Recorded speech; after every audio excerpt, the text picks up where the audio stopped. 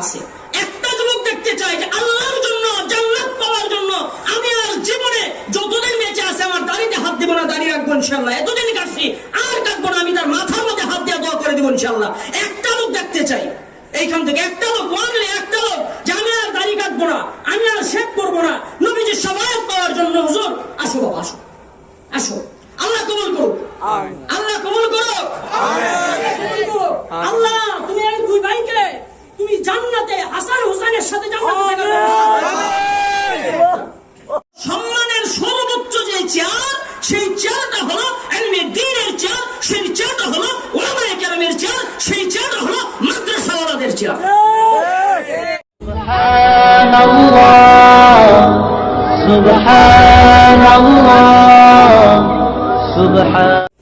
যেহেতু মাদ্রাসা নিয়ে মাহফিল, আমি আপনাদের সামনে আজকে আলোচনা করবো ইনশাআল্লাহ মাদ্রাসা নিয়ে। আপনারা খুশি না বেজার? মাদ্রাসার মাহফিল, মাদ্রাসা নিয়ে আলোচনা হোক, ঠিক আছে না ইনশাআল্লাহ? আল্লাহ সবাইকে কবুল করো।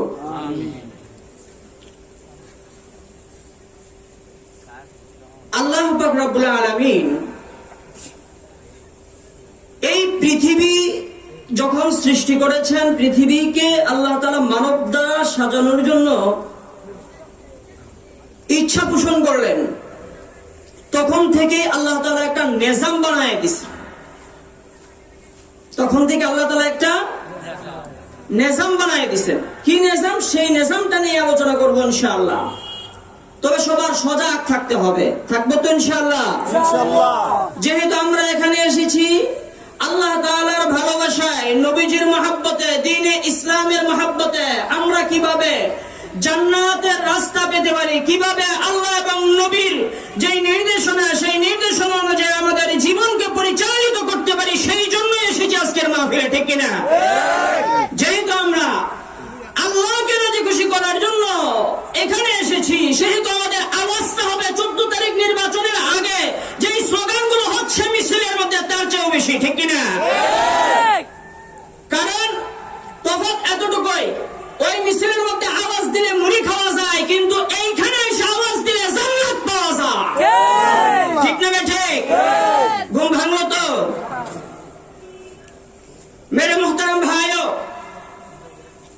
এই পৃথিবীর মধ্যে যারা আছে প্রত্যেকেই সম্মানিত হতে চায়। আপনারা আমাকে এই চেয়ারে বসিয়েছেন, এটা একটা বিশেষ সম্মানের কারণে, ঠিক না? ঠিক? এই পৃথিবীর মধ্যে সম্মানিত হতে চায় না এমন কোন ব্যক্তি নেই। ধরেন একটা রিকশাওয়ালা যাচ্ছে, আপনি তাকে সালাম দিলেন, খুশি হয় না বেজার হয়? কিন্তু আজকে আমরা রিকশাওয়ালাদেরকে সালাম দিই না, ঠিক না? ঠিক? চেয়ারম্যান সাহেব দেখলে 10 হাত দূর থেকে আসসালামু আলাইকুম, কিন্তু রিকশাওয়ালা, বাদাম বিক্রেতা, চানাচুর বিক্রেতা, রুজে কাজ করে, এদেরকে সালাম দিতে লজ্জা লাগে, কথা কন? কিন্তু সালাম কি শুধু উচ্চপদস্থ ব্যক্তিদের জন্য নাকি সবার জন্য?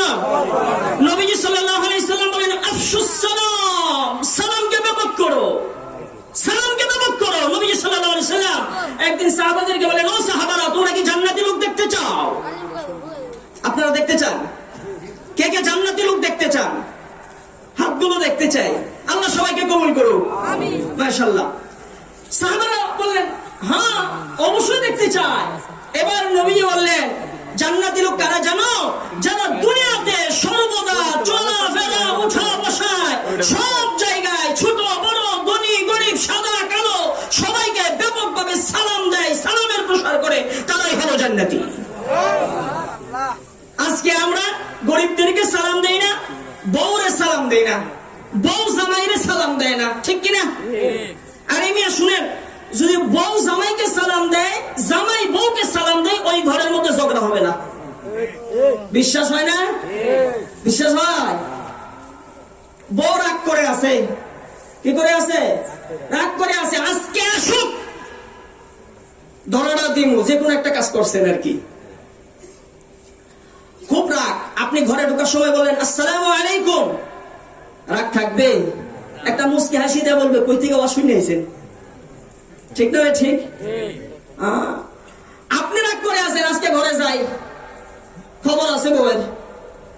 আপনি ঢুকার আগে বউ বলতেছে আসসালামু আলাইকুম, আপনার রাগ থাকবে? থাকবে না। যত অশান্তি, সব অশান্তিকে শান্তিতে রূপান্তরিত করার হাতিয়ার হলো সালাম।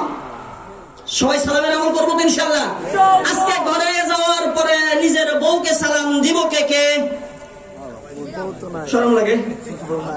আরে বউ নাই বলে, যাদের বউ নাই তারা বউ মাকে দিব তো ইনশাআল্লাহ। মাইকের আওয়াজ যতটুকু যাচ্ছে ওই আওয়াজের মধ্যে আজকে দেখবো কোন মা বোন, আল্লাহ তাআলা দেখবেন কোন মা বোন ঘরে যাওয়ার আগে জামাইরে সালাম দেয়। আমল করবো তো ইনশাআল্লাহ। ইনশাআল্লাহ। হ্যাঁ, তাহলে আমি যে কথা বলতেছিলাম, আমরা আজকে সম্মানটা নির্ধারিত করে ফেলেছি দুই শ্রেণীর মধ্যে। কয় শ্রেণী? দুই শ্রেণী। কথা মনে রাখবেন। এক নাম্বার হলো যাদের অর্থ আছে এবং প্রভাব প্রতিপত্তি আছে, টাকা থাকলেই সম্মান করে, টাকা না থাকলে সম্মান নাই। অথবা শেয়ার থাকলে সম্মান করে, শেয়ার না থাকলে কথা কর না, সম্মান নাই। তাহলে এক প্রকার মানুষ সম্মানিত হয়, সম্মান পায় অর্থের কারণে অথবা শেয়ারের কারণে, ক্ষমতার কারণে। এমন নজির বহুত আছে, কোটি টাকার মালিক ফকির হয়ে গেছে, আছে না নাই? শেয়ার আগে ছিল, এখন শেয়ার নাই, এখন হলো কারাগারে। এমন লোক আছে না নাই? আছে। তার মানে অর্থ, টাকা পয়সা এবং চেয়ার, এই ক্ষমতা, এটার কোন স্থায়িত্বতা নাই। কথা ঠিক না? ঠিক। এই জন্যই বলে আজকে হলো ফুলের মেলা, কালকে হলো জুতার মেলা, তার উপরে দিন দেশ থেকে বেলা। কথা ঠিক না? ঠিক। এটাই রেওয়াজ। কারণ এইটার মধ্যে প্রকৃত সম্মান না। অর্থের জন্য এবং চেয়ারের জন্য যারা তাদেরকে সম্মান করে, তারা করে দুই কারণে। কয় কারণে? দুই কারণে। এক নম্বর কারণ হলো তাদের কাছ থেকে কিছু স্বার্থ হাসিল করার জন্য। কি হাসিল করার জন্য? স্বার্থ হাসিল করার জন্য। আরেকটা কারণ হইল তাদের কোন অত্যাচার থেকে, ক্ষতি থেকে নিজেকে বাঁচানোর জন্য। কথা বুঝতেছেন আপনারা? তাহলে বোঝা গেল অর্থের কারণে এবং চেয়ারের কারণে যারা সম্মান করে, ওই সম্মানটার পিছনে স্বার্থ থাকে। হয়তো তার কাছ থেকে কিছু টাকা পয়সা উসুল করার জন্য, নয়তো তার কাছ থেকে যেন কোনো ক্ষতি না হয়, ক্ষতি থেকে বাঁচার জন্য। এছাড়া আর কোনো কারণ আছে? আর কোনো কারণ নাই। এই হলো এক প্রকার। আরেক প্রকার সম্মানিত ব্যক্তি হলো যাদের ভিতরে জ্ঞান আছে, শিক্ষা আছে। কি আছে? জ্ঞান আছে, শিক্ষা আছে। দেখবেন এক রিক্সাওয়ালা ছেলেকে আলেম বানাইছে, অনেক বড় আলেম। ওই রিক্সাওয়ালারা সবাই সালাম দেয়, দেয় কিনা? আর ওই আলেমকে দেখলে সালাম দিয়ে মুসাফা করে, বলে বাবা একটু দোয়া করো, বয়স হয়ে গেছে, কয়েকদিন বাসি, তোমরা একটু দোয়া করো। ঠিক না? ঠিক। কেন করে? শিক্ষার কারণে। একজন গরিবের ছেলে ডাক্তার হয়েছে, তাকেও সম্মান করে। কেন? শিক্ষার কারণে। এবার দুই প্রকার শিক্ষা হলো। কয় প্রকার শিক্ষা? একটা হলো জাগতিক শিক্ষা, আরেকটা হলো কোরআনের শিক্ষা। একটা হলো দুনিয়ার শিক্ষা, আরেকটা হলো আখিরাতের শিক্ষা। দুই শিক্ষাই উপকৃত, দুই শিক্ষা থেকেই লাভ হাসিল করা যায়, দুই শিক্ষা থেকেই সম্মান পাওয়া যায়। তবে এবার দেখেন, যেই শিক্ষাটার কারণে দুনিয়ায় যে শিক্ষাটা অর্জন করা হয়, দুনিয়াবী শিক্ষা, ডাক্তার, ইঞ্জিনিয়ার, এদের শিক্ষার সম্মানটা যতদিন জীবিত ততদিন। কথা ঠিক না? ঠিক। কিন্তু ইলমে দ্বীনের কারণে, কোরআনের শিক্ষা, হাদিসের শিক্ষা যারা অর্জন করে, তাদের সম্মান মারা যাওয়ার পরেও কবরের পাশ দেওয়া যায় আর বলে আল্লাহ কত বড় আলেম এখানে শুয়ে আছে। কথা ঠিক না? ঠিক। তাহলে বোঝা গেল সম্মানের সর্বোচ্চ যে চেয়ার, সেই চেয়ারটা হলো ইলমে দ্বীনের চেয়ার, সেই চেয়ারটা হলো উলামায়ে কেরামের চেয়ার, সেই চেয়ারটা হলো মাদ্রাসাওয়ালাদের চেয়ার। কথা ঠিক কিনা? এবার দেখেন, আল্লাহ তাআলা সর্বপ্রথম মানব জাতিকে সৃষ্টি করলেন কাকে? হযরত আদম আলাইহিস সালামকে। কাকে? আরে ভাই নামটা বলেন না। আদম আলাইহিস সালামের নাম বলে গুনাহ হবে? গুনাহ হবে না সওয়াব হবে? সওয়াব হবে। তাহলে আদম আলাইহিস সালামকে আল্লাহ তাআলা সর্বপ্রথম সৃষ্টি করার ইরাদা করলেন, ইচ্ছা পোষণ করলেন, ফেরেশতাদের সাথে পরামর্শ করতেছেন, ও ফেরেশতারা, আমি তো মানব জাতিকে সৃষ্টি করতে চাচ্ছি, তোমরা কি বলো? তোমরা কি বলো? এবার ফেরেশতারা বলল, আল্লাহ আগে একটা জাতি যে বানাইছিলেন ওই জাতিটা এত ভয়ঙ্কর, মারামারি কাটাকাটি কত কিছু করলো, ওটা শেষ করলেন। এখন আবার কোন জাতি বানাইবেন? এরাও তো মারামারি হানাহানি কাটাকাটি রক্তারক্তি করবে। দরকার নাই।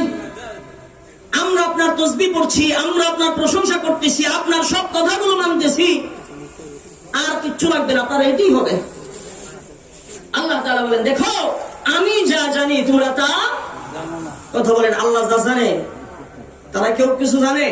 তো আল্লাহ তাআলা যেই ফেরেশতাকে রুকু অবস্থায় থাকার নির্দেশ দিয়েছেন, কিয়ামত পর্যন্ত সে রুকু অবস্থায় থাকবে, সে আর সিজদা করবে না। যাকে সিজদার জন্য বানাইছেন সে সিজদা কিয়ামত পর্যন্ত সিজদায় পড়ে আছে, সে রুকু করবে না। যাকে এইভাবে দাঁড় করায় রাখছেন নামাজের হালতে, সে এইভাবেই দাঁড়ায় আছে, সে আর রুকু করবে না, সিজদাও করবে না। যাকে তাসবিহ করার জন্য রাখছে সে তাসবিহ করতেছে, সে অন্য কাজ করবে না। যাকে যেই জিনিস দিয়া, যে আমল দিয়া সেট করছে ওই কাজটাই করে, এরাই হলো ফেরেশতা। সুবহানাল্লাহ কইবেন না? এবার আল্লাহ তাআলা বলেন, দেখো আমি যা জানি তোমরা তা জানো না। আদম আলাইহিস সালামকে আল্লাহ তাআলা বানাইলেন, বানানোর পর এখন আদম আলাইহিস সালামকে আল্লাহ বানায়া যেহেতু ফেরেশতারা না করছে তারপর এটা বানাইছে। একটা উদাহরণ দেই, বাজারে গেছেন, বিবি সাহেব বলল সিলভার মাছ কেনা যাবে না। কি মাছ? সিলভার মাছ কেনা যাবে না। আপনি বাজারে গিয়ে দেখেন সিলভার ছাড়া আর কোনো মাছ নাই। এখন মাছ একটা কিনছেন, বাড়িতে নিয়ে আসছেন, আনার পর কি এমনি রেখে দিবেন না? এই মাছটা যে আসলেই ভালো, এই মাছটা খাইলে অনেক উপকার হয়, এই ব্যাপারে দুইটা ওয়াজ করবেন। কথা কর, হয়তো হস্তা পাইছেন, নয়তো কবেন জোর করে দিয়ে দিছে, কিন্তু আছে না আনছেন আপনি জোর করে বলবেন জোর করে দিয়ে দিছে, মানে এটার উপর একটা দলিল দিবেন যত সুন্দরে গোছানো যায়, ঠিক কিনা? আল্লাহ তাআলা যেহেতু আদম আলাইহিস সালামকে বানানোর ইচ্ছা করছে আর ফেরেশতারা না করলো, তো বানানোর দরকার নাই, আমরা আছি না। আল্লাহ তাআলা আদম আলাইহিস সালামকে বানানোর পরে এক্সট্রা কিছু খুসুসিয়াত বৈশিষ্ট্য দিয়ে দিলেন। সুবহানাল্লাহ। কিছু গুণ দিলেন, কিছু বৈশিষ্ট্য দিলেন, আগেই শিখাইয়া রাখছে। এটা ফেরেশতাদেরকে বলে নেই। এবার ফেরেশতাদেরকে ডাক দিছে, এই শুনো, তোমরা তো বলেছিলা যাতে মানব জাতি সৃষ্টি না করি, বানাইছি। আচ্ছা তোমরা তো সব পারো, বলো এগুলোর নাম কি? এবার ফেরেশতারা বলতেছে, আল্লাহ আপনি যা শিখাইছেন তাই জানি, আর বাইরে কিচ্ছু জানি না, আপনি ভালো জানেন। জানো না? না। এবার আল্লাহ তাআলা আদমকে বলেন, আদম তুমি বলো এগুলোর নাম কি? আদম আলাইহিস সালাম বললেন, আল্লাহ এটার নাম সূর্য, এটার নাম চন্দ্র, এটার নাম তারা, এটা জান্নাত, ওইটা জাহান্নাম। আল্লাহু আকবার। সবগুলো নাম বলে দিলেন। আল্লাহ তাআলা আগেই তো শিখায়া রাখছে। যেহেতু আল্লাহ তাআলা এইখানে ফেরেশতা আর আদমের ইন্টারভিউ নিয়েছে, কি নিয়েছে? ইন্টারভিউ নিলেন।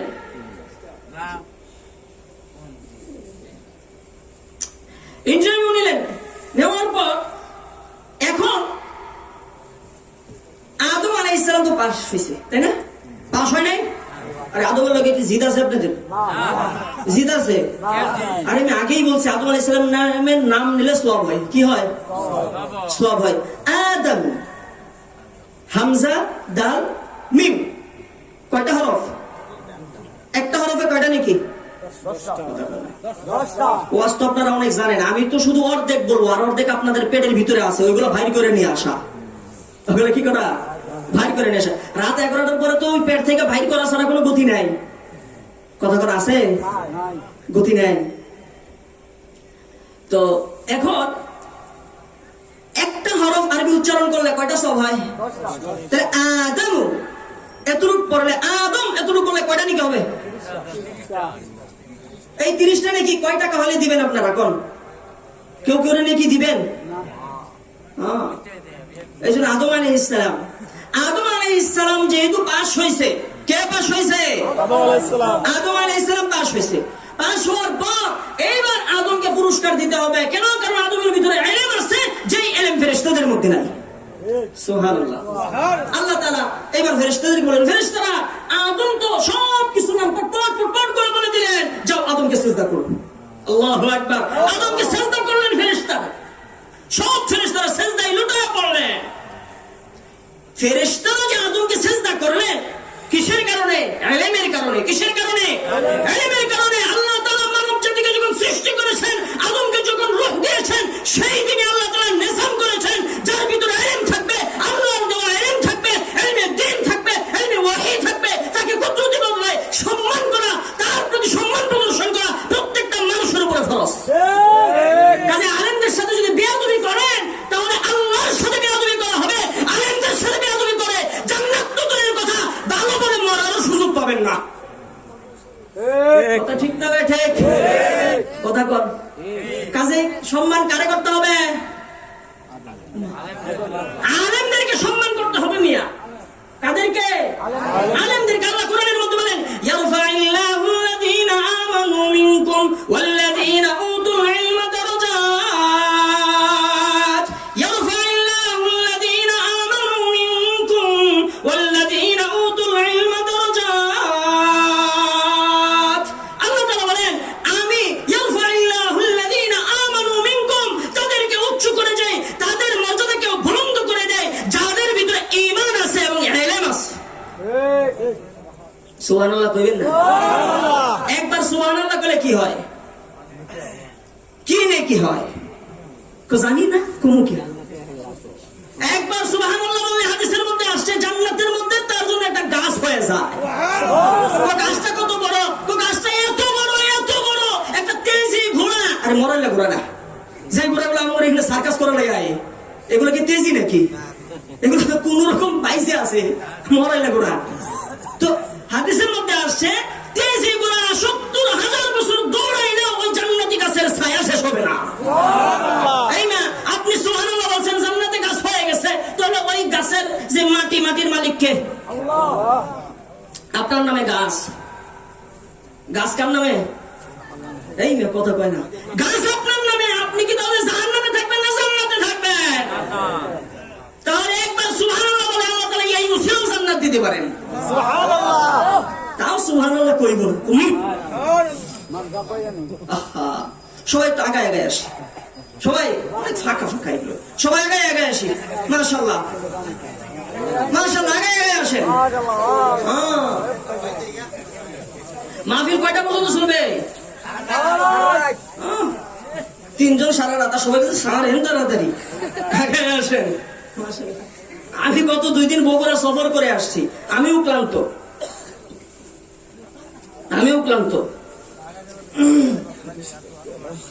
মাশাআল্লাহ, আরো আগায় আসেন। আর যাদের সমস্যা তারা চলে যান, যাদের সময় আছে তারা একটু আগায় বসি।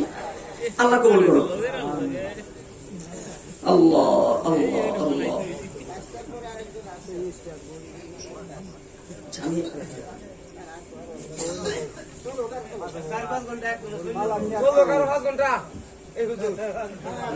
দেখেন, আমাকে দেওয়ার কথা ছিল 10টায়, তারা খুব চালাকি করছে। চালাকি করে দিছে কয়টায়? দেওয়ার কথা 10টায়, 11:30টায়। 10টার গাড়ি কয়টায় যায়? আমাদের বাংলাদেশের ট্রেনের যে অবস্থা, মাহফিলের একই অবস্থা। আল্লাহ আল্লাহ সবাইকে কবুল করুক। সবাই একবার বলি আল্লাহু আকবার। আওয়াজ দিয়ে বলি আল্লাহু আকবার। আরেকটা আওয়াজ দিয়ে বলি আল্লাহু আকবার। মাশাআল্লাহ। তাহলে যেই কথা বলতেছিলাম, হযরত আদম আলাইহিস সালামকে ইলমের কারণে আল্লাহ তাআলা ফেরেশতার মাধ্যমে সিজদা করাইছেন। সুবহানাল্লাহ। এখন যে আদমের মধ্যে ইলম আছে, আল্লাহ তাআলা আদমকে বলেন, আদম তোমার মধ্যে তো ইলম আছে, যাও তাড়াতাড়ি জান্নাতে ঢুকে যাও। সুবহানাল্লাহ। সুবহানাল্লাহ কইবেন না? ওই জায়গাটাও তো বুঝি না, কইয়া দিলে কয়, তাহলে বুঝে না। এবার আদম আলাইহিস সালাম বললেন, যাও জান্নাতে যাও। আদম আলাইহিস সালাম জান্নাতে গেলেন। জান্নাতে যাওয়ার পরে একা একা ভালো লাগে না। একা একা কি ভালো লাগে না? একা একা, এই যুবক ভাইরা, ভালো লাগে একা একা? এই যুবকরা কথা বলে না, একা একা ভালো লাগে? ভালো লাগে না। মুরব্বীরাও আমাদের দিন শেষ, এখন আর কি করবো, একা একা ভালো লাগে না। আদম আলাইহিস সালাম তো জওয়ান, জান্নাতের মধ্যে এক একজন জান্নাতি লোকদের বয়স থাকবে মাত্র 33 বছর। সুবহানাল্লাহ। কয় বছর? 33। আর কমবেও না বাড়বেও না। আহারে হ্যাঁ, এরকম বয়স চান সবাই? আল্লাহ সবাইকে জান্নাত দিয়ে দাও। আমিন। এবার আদম আলাইহিস সালাম যুবক মানুষ, ঘুরে ভাল লাগে না, ভাল লাগে না, একা একা ভাল লাগে না, আনবো না, আনবো না, আনবো না। আহা, এক জায়গায় ক্লান্ত হয়ে শুয়ে পড়ছে, ভাল লাগে না। আল্লাহ তাআলা দিলের খবর জানে কিনা? এইবার আল্লাহ তাআলা বললেন, আচ্ছা যাক, আদমকে একটা সারপ্রাইজ দেওয়া দরকার। কি দেওয়া দরকার? সারপ্রাইজ। সারপ্রাইজ বুঝেন তো? সারপ্রাইজ দেওয়া দরকার। আদম আলাইহিস সালামকে একটা সারপ্রাইজ দিলেন। কি সারপ্রাইজ? আদম আনমনা হয়ে ঘুমায়া পড়লেন। আল্লাহ তাআলা আদমের বাম পাজর থেকে কুদরতি ভাবে একটা হাড় বের করে পাশে শোয়া রাখলেন হযরতে হাওয়া আলাইহিস সালামের চেহারা দিয়া। আদম আলাইহিস সালাম ঘুম থেকে উঠে দিকে, আই রে, খুশি হইলেন না? এক কথা কয় না কে? আরে হাওয়া আলাইহিস সালামের মধ্যে একটা রমণী পাশে শুয়ে রইছে মিয়া। আদম আলাইহিস সালামের মাথায় নষ্ট হয় তো এইবারে ভালো লাগার একটা অস্ত্র হইছে। সুবহানাল্লাহ। এই জন্য এই যুবক করে ভালো লাগানো কিন্তু জায়েজ ভাবে করতে হবে। ভালো লাগানো কথা বুঝে না, এখন এই হুজুর বিরুদ্ধে যাচ্ছে। ভালো লাগানো জায়েজ ভাবে করতে হবে। এক জায়গায় ফোন দিছে, হুজুর এমনি খারাপ কিছু করি না, মেয়ের সাথে মোবাইলে কথাবার্তা বলি, প্রেম টেম করি, জায়েজ আছে নি? তোর উচ্চ মিরার জায়গা পাইলি না? আরেকজনে ফোন দিছে, কত ফোন যে আসে, কত ঢঙের ফোন, এগুলো বলাও যাবে না। ফোন দিছে, হুজুর কি আল্লাহ, রসুল, ফেরেশতা, হাদিস, কোরআন সবকিছুকে সাক্ষী নিয়ে আমি বিয়ে করছি। আমার বউরে আমার শ্বশুরে আরেক জায়গায় বিয়ে দিছে, কোন কি করা যায়? আমি বললাম, তুই আরেক জায়গায় বিয়ে করে নে। কি কর? আরেক জায়গায় বিয়ে কর। কই হুজুর কেন? আমার বউ বিয়ে দিয়ে দিছেন, কিন্তু তুই এটা বাটপারি করতে গিয়া ওই আল্লাহ, রসুল আর ফেরেশতারা সাক্ষী রেখে বিয়ে করছিস। তুই মানুষ পাইলি না সাক্ষী রাখতে? বিয়ে করলে কি লাগে? কথা কই না, সাক্ষী লাগে না? সাক্ষী লাগে। আমাদের যুবকদের কি এক বেহাল অবস্থা। আল্লাহ সবাইকে হেদায়েত দান করুক। প্রেম করা জায়েজ নাই, কেউ প্রেম করবেন না। ফেসবুকে কেউ সেট খেলবেন না। খেলবেন? কে কে সেট খেলবেন? হাত তুলেন। আল্লাহ সবাইকে। এইবার আদম আলাইহিস সালামের ভালো লাগার একটা মাধ্যম হয়েছে কে? হযরত হাওয়া আলাইহিস সালাম। খুব খুশি আদম, এবার দিন কাটাই দিয়েছে। আল্লাহ বলে, যাও, যা মন চায় তাই খাও, যেখানে মন চায় সেখানে যাও, কিন্তু ওই সাবধান, ওই গাছের আশেপাশেও যাও না। ওই গাছের আশেপাশেও যাও না। যেটা নিষেধ করা হয় ওটার দিকে আগ্রহ বাইরা যায়, ওটার দিকে আগ্রহ বাইরা যায়। তো না করলি কে? না করলি কে? কিন্তু আদম তো আল্লাহর নবী, আল্লাহ আলিমুল গায়ব, আদমকে দুনিয়াতে পাঠাবেন, সেটাই নেশা, সেটাই নেশা। এই জন্য যে কোনো ভাবে হোক হাওয়া আলাইহিস সালামের মাধ্যমে ওই গাছের কাছেও গেল এবং ফলটা খেলো। যখন ফলটা খাইছে, খাওয়ার পর এখন কি হলো? ফল খাইছে। কি ফল? দেখছেন না? বলছেন আপনাদের পেটের ভিতরে আছে, শুধু ভাইয়ের করা অর্ধেক কেলেমা আছে। মাশাআল্লাহ। ফলটা তাফসীরের কিতাবের মধ্যে আসছে কেমন বড়, এতটুক বড়। কতটুক বড়? ফুটবলের মতো বড়। ফুটবলের মতো বড়। এটা খাইলো কিভাবে? আদম ইসলামের বডি 120 হাত, 120 হাত লম্বা এক বডি। ওই বডির মধ্যে আমার মতো এই ছোট মাথা দিলে কেমন দেখা যাবে? না, মাথাটা লাগবে এই বড়। মাথাটা কত? এই বড় মাথা, এই বড় মাথা। এখন এই বড় মাথার মধ্যে আমার দাঁতের মতো দাঁত দিলে কেমন লাগবে? ভালো লাগবে? নাকি আমার মাথার মতো বড় দাঁত লাগবে? দাঁত লাগবে মাথার মতো বড়, আমাদের মাথার মতো বড় দাঁত। এবার দাঁতগুলো সেট করা। তো ওই গম ফলটা কিরকম? এইভাবে খেয়ে গেছে। আমরা যেভাবে গম খাই, কি খাই? গম খাই, আটা জাতীয়। কি জাতীয়? আটা জাতীয়।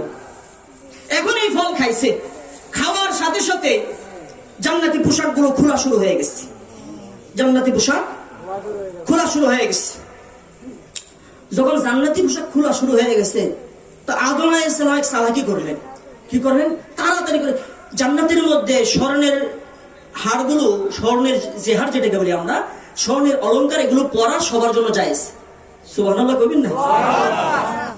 এখন তো আপনারা জামাই না মান স্বর্ণের আংটি দিয়া, কি দিয়া জায়েজ আছে? নাই, জায়েজ নাই। কত জায়গায় বিয়েও ভাঙা যায়, স্বর্ণের আংটি দিলি না কেন? কয়েকদিন আগে বরিশাল গুস্ত কম দিছে, এই জন্য মারামারিতে মারা গেছে একজন। আল্লাহ, কি এক জাহিলিয়াতের অবস্থা চলে আসছে আমাদের মধ্যে। আল্লাহ হেদায়েত দান করো। এবার দেখেন, এই গন্ধম ফলটা খেলো, খাওয়ার পর যখন সব অলংকার পড়ে যাচ্ছে, আদম আলাইহিস সালাম আস্তে করে একটা আংটি খুলে মুখের ভিতরে দিয়ে দিছে। সুবহানাল্লাহ কইবেন না? সব তো পড়েই যাচ্ছে, কই একটা দখল করে মুখের ভিতরে খুলবে না।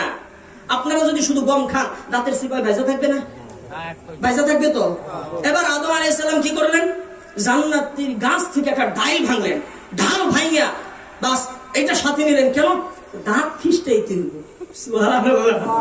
আর আমরা যে এটাতে দাঁত খিস্টাই, এটা কতটুকু বড়, এতটুকু মোটা, দাঁতই তো ছোট ছোট, একদম একটা কাঠি।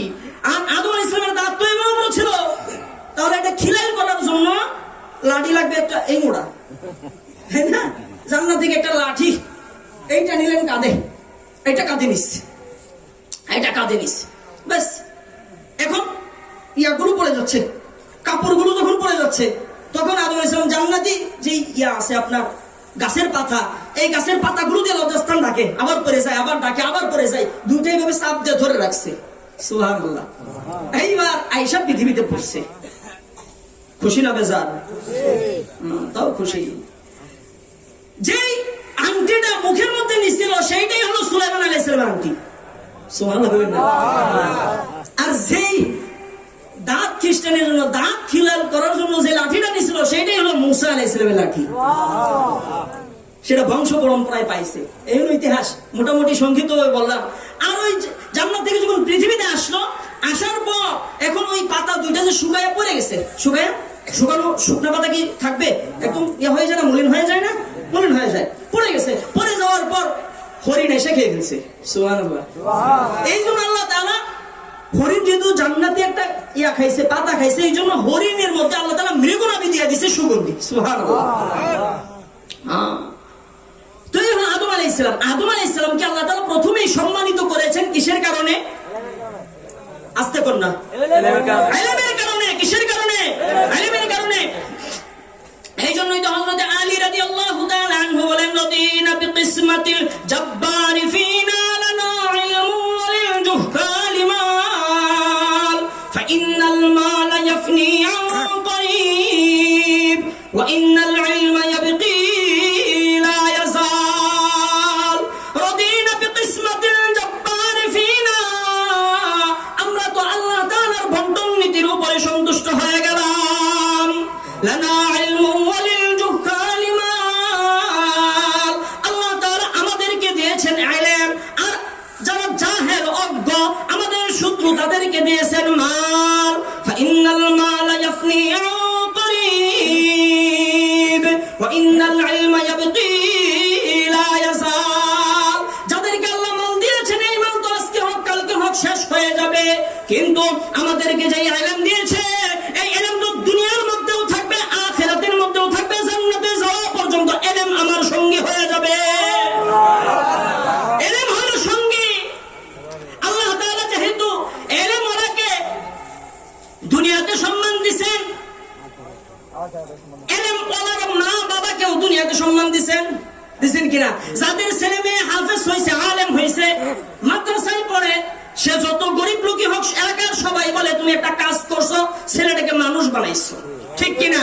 মানুষ বানাইছো।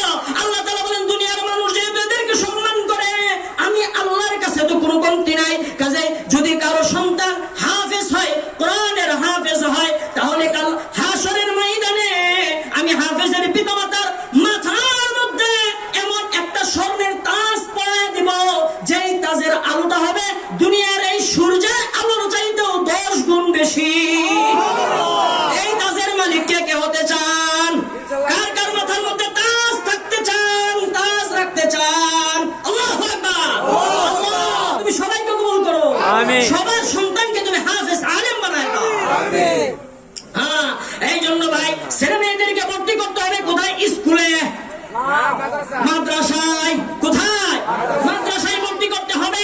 আজকে আমি যদি আমার সন্তানকে মাদ্রাসায় ভর্তি করি, হাদিসের মধ্যে আসছে, যদি একটা ছেলে ঘর থেকে ইলম শিক্ষা করার জন্য বের হয়, একটা পা যখন দিল, দ্বিতীয় পাটা ফালার আগেই তার সমস্ত গুনাহ আল্লাহ মাফ করে দেয়। শুধুই না, যদি আজকে আপনি আপনার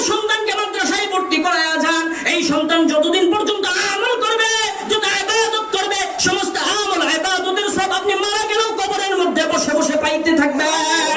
শুধু এটাই না, আপনি আলেমকে মহব্বত করেছেন, আলেমকে সম্মান করেছেন, সালাম দিয়েছেন, মাদ্রাসার মাহফিলে এসেছিলেন, দ্বীনে আলোচনা শুনেছেন, মাদ্রাসায় পরামর্শ দিয়েছেন, মাদ্রাসার সাথে সম্পর্ক রেখেছেন। এই জন্য আপনি মারা যাওয়ার পর মাদ্রাসা থেকে যতগুলো হাফেজ আলেম বের হবে, সবাই যত নেক আমল করবে, সবগুলো আমলের একটা অংশ আল্লাহ আপনার আমল নামায় দিয়ে দিবেন। খুশি না বেজার?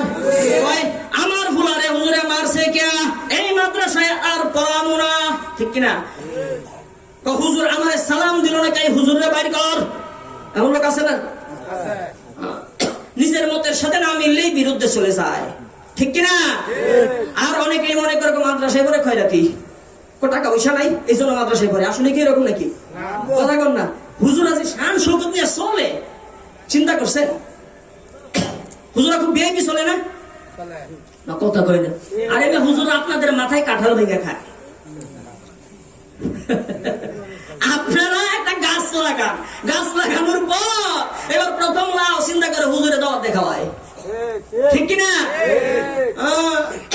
তারপর কয়েকটা অনুষ্ঠান, হুজুর এটাই কেন, হুজুর আগে খাওয়ায়, হুজুর আগে কেমনে খায়, ঠিক কিনা? ভালো একটা আয়োজন, হুজুরে আন, হুজুর ছাড়া চোখে পথ দেখি না, দেখি না তো হুজুরদের সে সম্মান আরো কারো আছে? আর কারো নাই। এই জন্য ভাই সবাইকে অনুরোধ করে বলতেছি, সবাই সবার সন্তানকে, যারা সন্তানকে দিতে পারি নাই, তারা আমাদের নাতিকে দিই, দিব তো ইনশাআল্লাহ, মাদ্রাসায় দিব তো ইনশাআল্লাহ, দিব, মাদ্রাসার সাথে সম্পর্ক রাখবো। আর এটা কালেকশন তো আগে শেষ হয়ে গেছে, আমি কি কালেকশন করুন? কত হইলে মাদ্রাসার অবস্থা কালেকশন না, এইটা হলো আপনাদের দিলের কালেকশন, অন্তরের কালেকশন। এই অন্তর যদি মাদ্রাসার মসজিদে নাই গেছে, তাহলে আপনার চোখ বন্ধ হইতে দেরি, জান্নাতের টিকিট পাইতে দেরি হবে না। এই জন্য ভাই আমাদের সবার সন্তানকে অথবা নাতি নাতনিকে মাদ্রাসায় দিব, আলেমদের সাথে সম্পর্ক রাখবো, রাখবো তো ইনশাআল্লাহ? আলেমদের সাথে সম্পর্ক রাখবো। আজকে তো এখানে মাশাআল্লাহ অনেক মানুষ এখানে বসছেন, কিসের কারণে? কোন এলেমের মহাব্বতে। শুধু আজকে মরলে কালকে কয়দিন গন্না, কালকে 2 দিন। ওই দিন এক জায়গা থেকে ফোন আসছে, হুজুর কি একটা মুর্দাকে দাফন দেওয়া হয়েছে 25 বছর আগে। কয় বছর আগে? 25 বছর। এখন আমরা চাইতেছি ওই কবরটা খুঁড়ে হাড়গুড় যাই পাই এইগুলা নিয়ে অন্য জায়গায় দাফন দিব। এটা জায়েজ আসেনি? চিন্তা দেখছেন? আমি বললাম ফতুয়া পরে আগে আসো, দাফন যে দিছ, যে লোক মারা গেছে ওই লোক কি ফকিন্নি ছিল? কোন অনেক সম্পদ ছিল, তো সমস্যা কি? জায়গার দাম বেড়ে গেছে, আর ওইখানে অল্প একটু জায়গা আছে, এইটা কবরটা যদি একটু ট্রান্সফার করি, এই জায়গাটা বিক্রি করে দিব। চিন্তা করছে। আমি বললাম আপনি যে ফোন দিয়েছেন আপনার কি হয়? আমার দাদা শ্বশুর। ওনার কি? একটা বিষয় চিন্তা করেন, যেই লোক মারা গেল তো সম্পদ রেখে, নিজের সম্পত্তি নিজের দাফন হইল 25 বছর পর, তার ওয়ারিসরাই কবর থেকে তার লাশ সরাই দিতে চায় এই দুনিয়ার মধ্যে, তাহলে এই ধরনের উত্তর শরীর রাইখা যাওয়ার চেয়ে সমস্ত সম্পদ আল্লাহর রাস্তায় ব্যয় করে দেওয়া ভালো, ঠিক না? ঠিক। কার জন্য রাখবেন আপনি মিয়া? কার জন্য রাখবেন? আজকে আপনি টাকা পয়সা জমাইতেছেন, সয় সম্পত্তি করে গেছেন, কবরে নিয়ে যাবেন? কাফনের পকেট আছে? কেউ নিয়ে যেতে পারছে? কেউ পারে নাই, আপনিও পারবেন না। কাজে ভাই নিজের জান মাল সব আল্লাহর রাস্তায় খরচ করাটা শিখি। করবো তো ইনশাআল্লাহ? আল্লাহ সবাইকে কবুল করুক, সবাইকে তৌফিক দান করুক। এই জন্য ভাই আলেমদের মর্যাদা, কাদের মর্যাদা? আলেমদের মর্যাদা কেমন? আল্লাহ তাআলা বলেন, দেখো আর রহমান আল্লামাল কুরআন খালাকাল ইনসানা আল্লামাহুল বায়ান। এই সূরা শুনছেন আপনারা? সূরা আর রহমান শুনেন নাই? এই সূরা শুরুতে আল্লাহ তাআলা ইঙ্গিত দিয়েছেন, আর রহমান আল্লামাল কুরআন, আমি রহমান আল্লামাল কুরআন, কুরআন শিক্ষা দিয়েছি। খালাকাল ইনসান, মানুষ সৃষ্টি করেছি। আল্লামাহুল বায়ান, এবং মানুষকে ভাষা জ্ঞান শিক্ষা দিয়েছি। সুবহানাল্লাহ। আল্লাহ তাআলা বলেন, আমি প্রথমেই কুরআন শিক্ষা দিয়েছি, মানুষ সৃষ্টি করেছি এবং ভাষা জ্ঞান শিক্ষা দিয়েছি। মুফাসসিরিনে কেরামগণ বলেন, এর অর্থই হলো, তাফসীরই হলো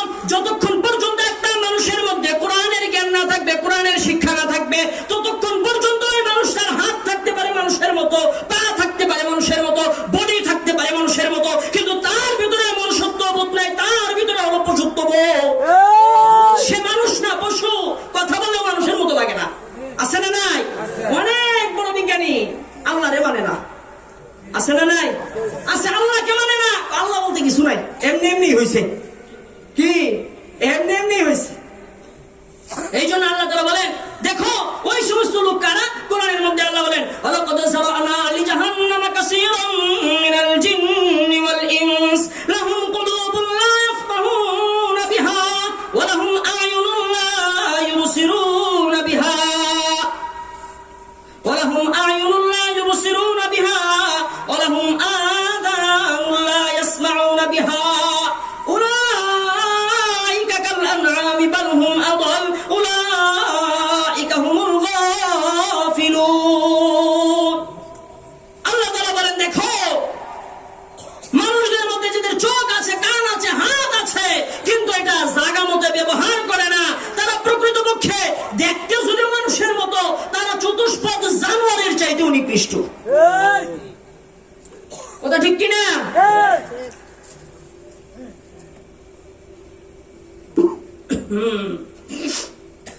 মাশাআল্লাহ।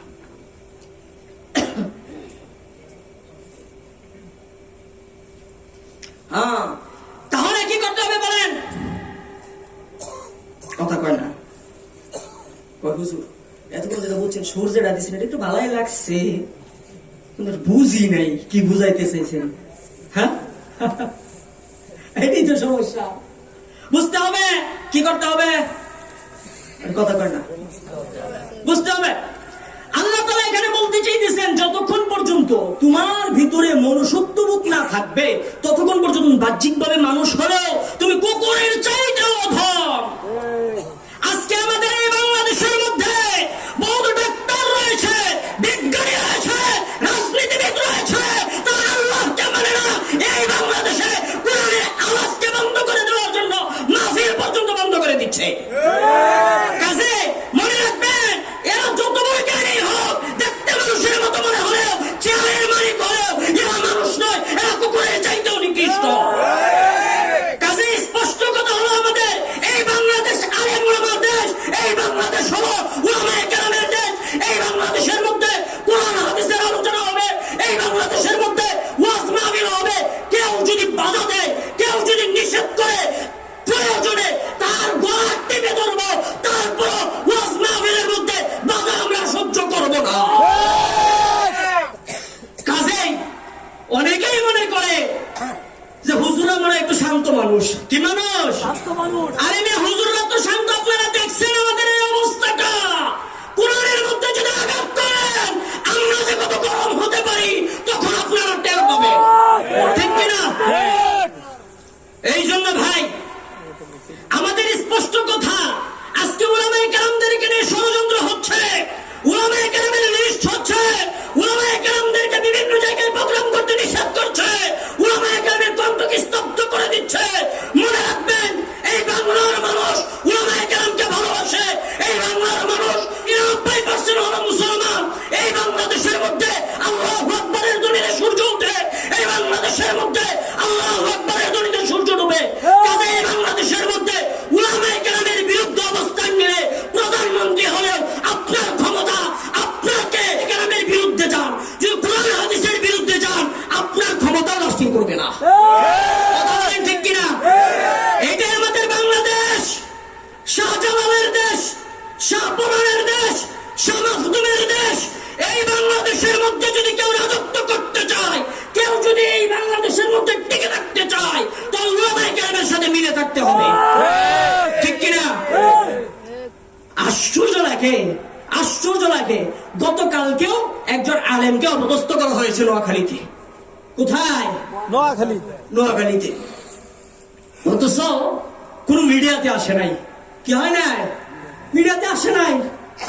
কেমন মিডিয়া ভাই, কেমন মিডিয়া? এই মিডিয়াতে কেন আসবে না? কারণ মিডিয়া আমাদের পক্ষে না। মিডিয়া কি? কথা বুঝেন না? এই না, রাগ করেন আপনারা? বড় ব্যথা লাগে, বড় ব্যথা লাগে। আশ্চর্য বিষয়, আজকে আমরা যেটা টেলিভিশনে দেখি, মোবাইলে দেখি, মনে করি এটাই আসল। এটাই কি? এইটাই আসল না। আল্লাহ কোরআনে বলেন, ইয়া আইয়ুহাল্লাযীনা আমানু ইন জাআকুম ফাসিকুম বিনাবাইন ফাতাবাইয়ানু ইন তুসিবু কওমান বিজাহালাতিন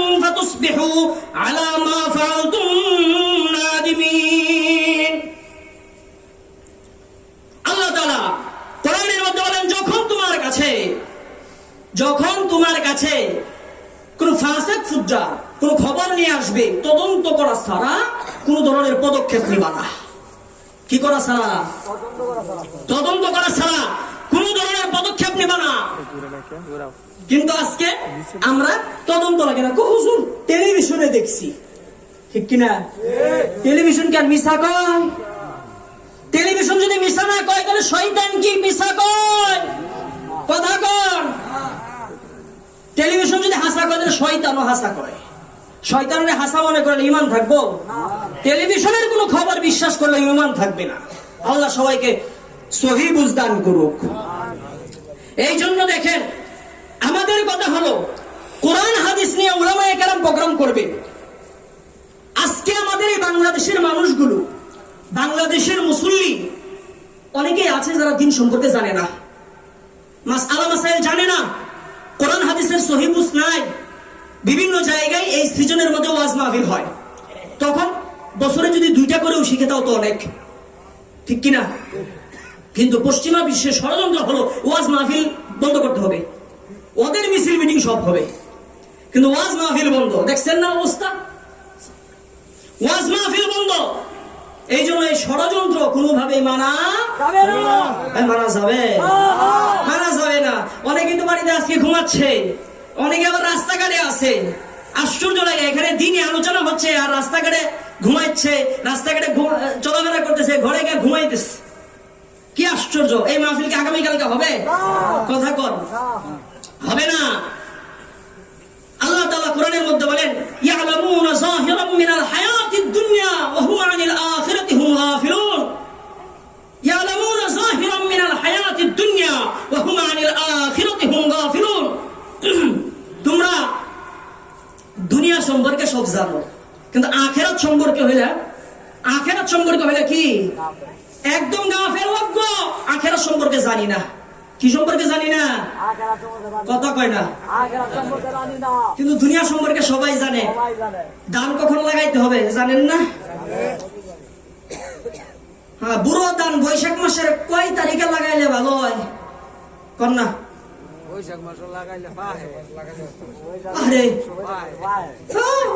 এইটা সবাই জানে, কিন্তু কোন আমল করলে আমার কালিমা নসুব হবে সেটা জানে না, ঠিক কিনা? আজকে যদি বলি ভাই, আপনার এই জায়গার মধ্যে, এই মাঠের মধ্যে আপনি এক কাজ করেন,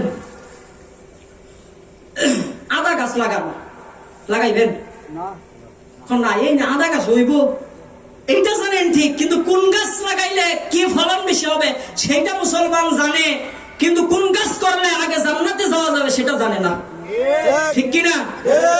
একটা উদাহরণ, আপনারা বনরুটি চিনেন? কে কে চিনেন না? হাত তুলেন। চিনি সকলেই। বনরুটি, এই বনরুটির কয়টা পাট? এই পিঠ ও পিঠ, কয় পিঠ? 2 ফিট। কত কয় না? 2 পিঠ না? 2টা পিঠ। আচ্ছা, আপনি দোকানে গেছেন, যাওয়ার পর এইবার একটা বনরুটি নিছেন, বনরুটি নিয়ে দেখলেন একটা পিঠ পুরা, এক পিঠ কি? এই রুটিটা কে কে নিবেন? হাত তুলেন। কি রুটি? বনরুটি। অর্ধেক মানে এক পিঠ পুরা আর এক পিঠ খুব ভালো, খুব ভালো। এই রুটি কেউ নিবেন? কি কইবেন? এই বেটা টাকা দা কিনমু, পুরোটা নিমু কা? ঠিক না বে? ঠিক। আস্তে কয়, ঠিক না ঠিক? আপনি কি এই কথা বলবেন? টাকা দিয়া নিমু, রুটির এক পিঠ পুরা আর এক পিঠ ভাড়া নিমু না, এই কথা কবেন না? কবে নাই? বেটা টাকা দা রুটি নিমু, রুটি পুরা কে? কোনটা বলবেন? টাকা দিয়ে রুটি নিমু পুরা কে? রুটি পুরা কে? রুটি কি আসলে পুরাটা পুরা না এক পিঠ পুরা? কথা কর। এক পিঠ পুরা থাকার কারণে আপনি যদি এই রুটি দোকান থেকে না কিনেন, কাল হাসরের ময়দানে যখন আল্লাহ তাআলা বলবে যে উমুকের আমলনামাটা দেখো, যখন দেখবে দুনিয়া সম্পর্কে খুব ভালো জানে, আখিরাত সম্পর্কে জিরো, তখন ফেরেশতা কি বলবে? আল্লাহ এর আমলনামা তো পুরা, ঠিক কিনা? ওই দিনের চিন্তা আছে? ও মুসলমান, যদি হাসরের দিনের চিন্তা করো তাহলে আজকে খাঁটি তওবা পড়ো। ও যুবকরা, আজকে তওবা পড়ো, আর গুনাহ করব না, আর কোন ধরনের নামাজ কাজা করব না, কারো মাল অন্যায়ভাবে